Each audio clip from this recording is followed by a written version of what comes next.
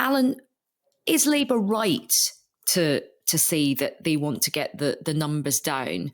And what are the trade-offs about getting those numbers down, particularly when it comes to things like skill shortages and growth and the economy?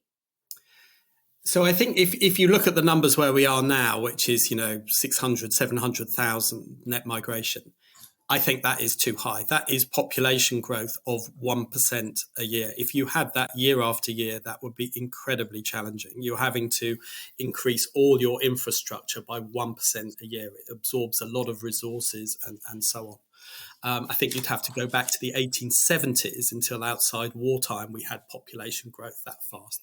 So I think the current levels are simply, they have to be lower than that. Then there's a question of, well, what would be a sustainable, level of population growth? And I think often it's useful. Immigration is thought of as in very emotive terms, but at the end of the day, it's just about what is the level of population growth we want? What is the mix of population we want in terms of skills, age, other things as well?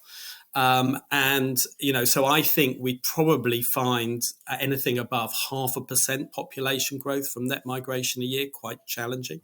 And that means you're sort of down around the sort of 300,000 kind of level.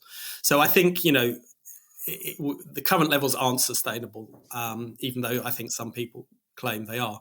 I mean, I think they are falling naturally, partly from the measures that we've discussed already, but also they would have fallen without any policy changes because emigration would have increased in the coming years because emigration is largely previous years' immigration. Some of those previous years' immigrants decide not staying in the UK long run. So I think the Labour government will inherit a situation in which the numbers will be falling quite sharply, actually, even without them doing anything. But I think they should have an eye on sort of long run, what is the sort of numbers we should be looking at. I don't think an explicit target is good, certainly not an explicit target you can't deliver on. But I think, it would be wrong to say numbers are irrelevant. You do have to keep some idea on the numbers. And related to that, what's the interaction with the OBR, the Office of Budget Responsibility, reports and sort of forecasts? Because, certainly when you're looking at overall GDP, higher immigration tends to increase your GDP forecast. As it comes down, it falls. How much of a hole do you think that risks leaving in the accounts for Labour? And do you think that's a problem or something that should be taken into account when thinking about immigration policy? I mean, it's certainly one issue. And, I think one of the issues with immigration has been fiscally, it looks more attractive in the short run than the long run. So, and that's because immigrants, when they first come, tend to be young, healthy, working age, in work. They don't have access to welfare benefits, many welfare benefits, and so on.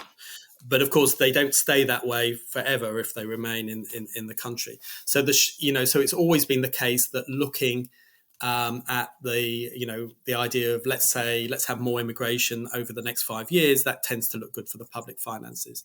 There are also some weird quirks that because we keep, our traditional way of doing that is that we keep spending on health and education and some other areas constant when we increase the population. Again, that means that actually some of the positive fiscal benefits of immigration are actually cuts in per capita public services. So it sort of is a disguised, unfortunately, is a bit got an aspect of being a sort of disguised form of austerity. Yeah, I think this is sort of not a very well understood point about the government spending plans, which Labour have broadly signed up to, which is that there's a sort of 1% a year increase in spending. But when you take population rising into account, it's actually no increase in spending at all. It's essentially completely flat, which is not deliverable. And that's a sort of function of why the spending plans are so unrealistic.